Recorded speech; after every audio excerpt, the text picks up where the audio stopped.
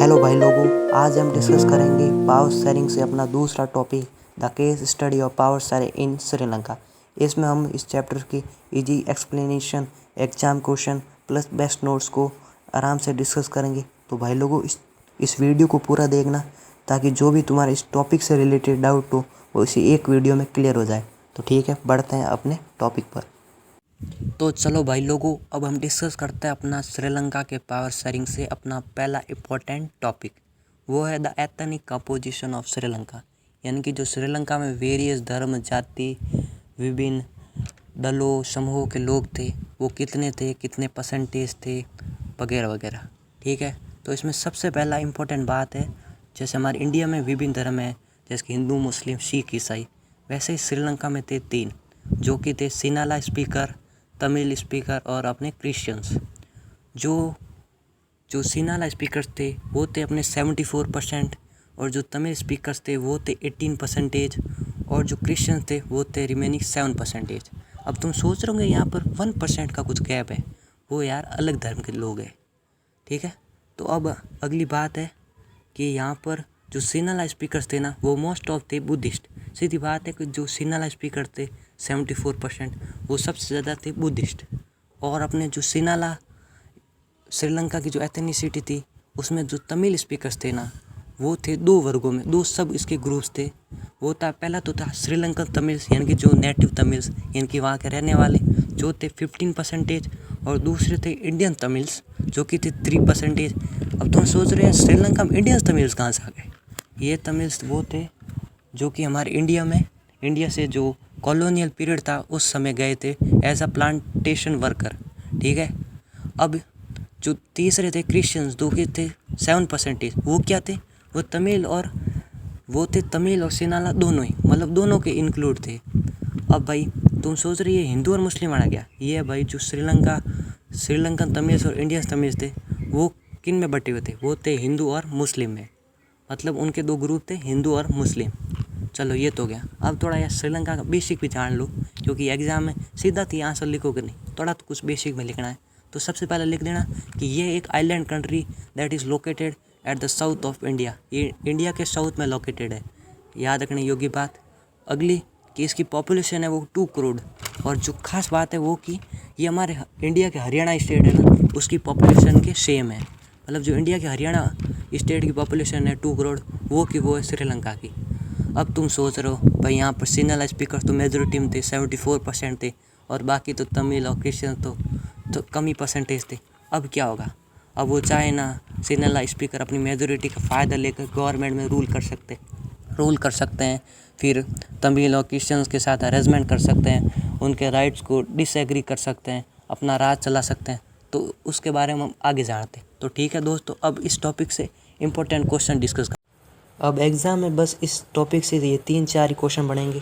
तो पहला क्वेश्चन तो ये होगा कि describe the ethnic composition of Sri Lanka, मतलब जो एथनिक कंपोजिशन था अभी हमने डिस्कस किया था उसको डिस्क्राइब करना। और ये मोस्टली बनता है 5 नंबर का क्वेश्चन, याद रखना 5 नंबर का क्वेश्चन एग्ज़ाम आता है।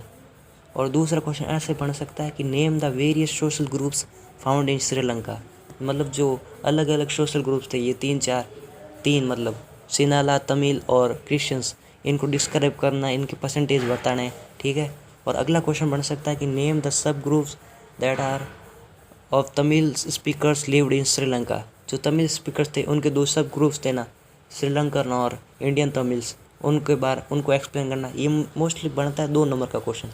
ठीक है, तो अगला क्वेश्चन बन सकता है कि which is the majority community of Sri Lanka, ये तो सबसे आसान होगा।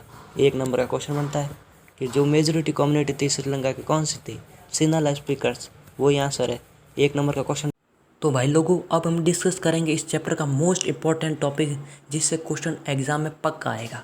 तो ठीक है, इसका नाम है मेजोरिटारियनिज्म इन श्रीलंका, यानी कि ये एक पॉलिसी थी जो श्रीलंकन गवर्नमेंट ने पास की, जिसके बाद जो सिनाला स्पीकर्स थे ना उनको क्या हुआ, उनको सुप्रीमेसी मिल गई हर एक चीज़ में।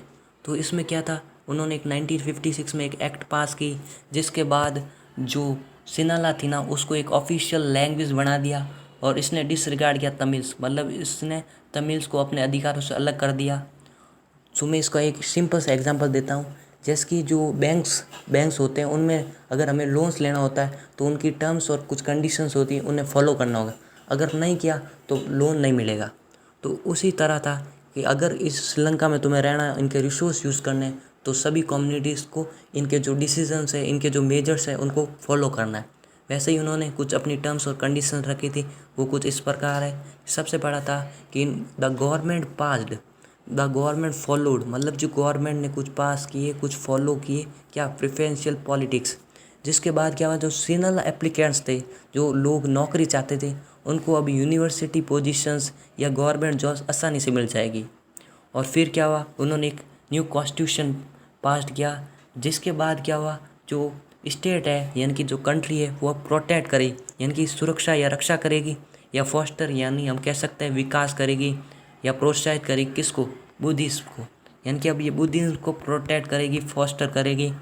और उसके बाद क्या हुआ, फिर श्रीलंकन गवर्नमेंट जो तमिल्स थे वो क्या हुए, फेल्ट एलिनेटेड या कह सकते हैं फेल्ट डिसएग्री, मतलब वो नाराज़ हो गए, क्योंकि उनको पता चल गया कि अब भाई ये बुद्धिस्ट जो सिनाला लीडर्स है ना, वो हमारी जो लैंग्वेज और कल्चर है उसके प्रति बिल्कुल भी सेंसिटिव नहीं है। ये हमारे कोई फेवर का डिसीज़न ही नहीं लेना चाहते, ये तो अपने ही पूरे हक में ले रहे हैं। जॉब सो यूनिवर्सिटी पोजीशंस है वो सब खुद के लिए ले रहे हैं, हमको तो कुछ देना नहीं चाहते। तो इसका रिजल्ट क्या हुआ, तो उनका बीच का जो रिलेशन था ना वो क्या हो गया, स्टैंड, यानी कि वो टूट गया, वो बिखर गया। फिर क्या हुआ, लास्ट में जो ये एक टर्न हुआ सिविल वार में, जो श्रीलंका में सिविल वार हुआ, वो इसी का एक रिजल्ट था।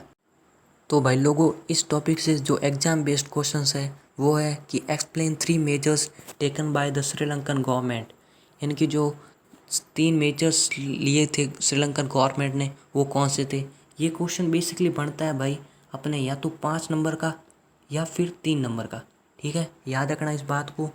और अगला क्वेश्चन है कि which 3 provisions of the act passed in Sri Lanka in 1956 that established Sri Lankan Sinhala supremacy, मतलब कौन सी एक्ट थी और उसके क्या प्रोविजंस थे। अभी सेम ही क्वेश्चन है, बस थोड़ा घुमा के पूछा है। अगला क्या है कि why Sri Lankan Tamils felt alienated and what was the effect of this on the country, मतलब जो श्रीलंकन तमिल से वो नाराज़ क्यों है। ये जो थे कि उनको गवर्नमेंट जॉब्स नहीं मिली, उनको डिसरिगार्ड कर दिया गया, उनको उनकी जो लैंग्वेज थी उसको ऑफिशियल लैंग्वेज से हटा दिया गया, ये सब रीजन थे। और इसका इफेक्ट क्या पड़ा, सिविल वार हुआ था। और अगला क्या है कि what changes were made after making new constitution in Sri Lanka, क्या चेंजेस बनाएंगे जब कॉन्स्टिट्यूशन न्यू बनाया गया श्रीलंका में, कौन सा था कि the state shall protect and foster Buddhism, यही था। और अगला है कि what is the state religion of Sri Lanka, state religion Sri Lanka का कौन सा था, तुम्हें ही पता है कौन सा था, सिनाला। और ये जो लास्ट के 2 क्वेश्चन थे वो बेसिकली 1 नंबर का क्वेश्चन बनता है, ठीक है, याद रखना।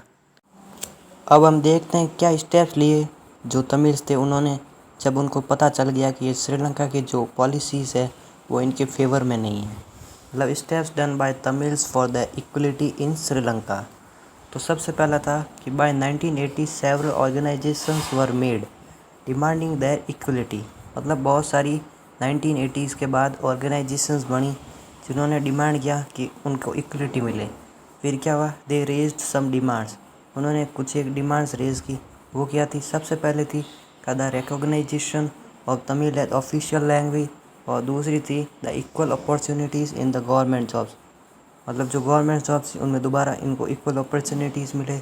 और तीसरी थी provincial autonomy for Tamil dominated provinces, या हम कह सकते हैं एरियाज़, मतलब जो जहाँ पर ये तमिल्स लोग ज़्यादा रहते थे वहाँ पर उन्हें अधिकार करने का मौका मिलना चाहिए।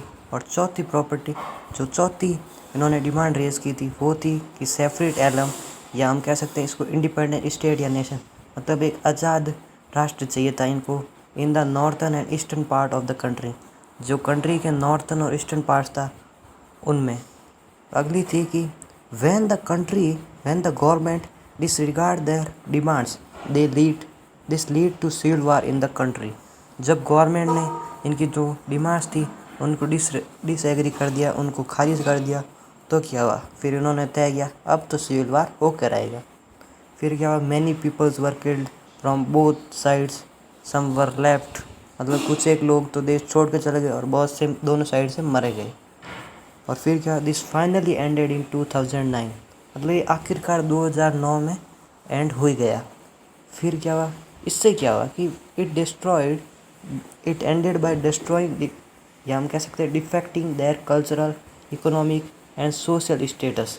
मतलब जो उनका कल्चरल, इकोनॉमिक या सोशल स्टेटस, इनके कल्चरल मतलब धार्मिक रूप से, इकोनॉमिक यानी कि इनके पैसे से संबंधित, सोशल यानी कि सामाजिक तौर पे जो भी इनकी स्टेटस था, जो ये इकोनॉमिक स्टेटस में दुनिया में बहुत ही अच्छी कंट्री मानी जाती थी श्रीलंका।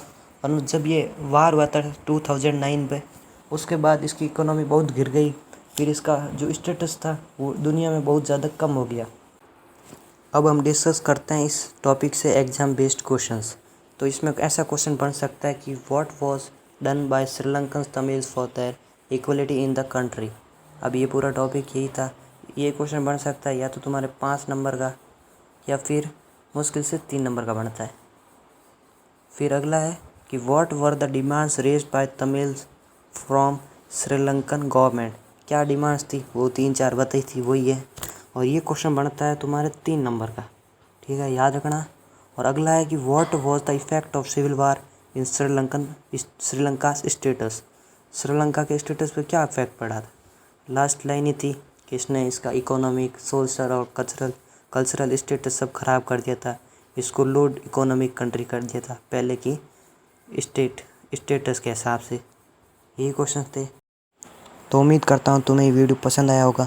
अगर वीडियो पसंद आए तो इस वीडियो को लाइक करो और मुझे सपोर्ट करो, ताकि मैं तुम्हें क्लास 10 का बेस्ट से बेस्ट स्टडी मटेरियल प्रोवाइड कर सकूँ। धन्यवाद। तो मिलते हैं अगले वीडियो में, तब तक के लिए गुड बाय।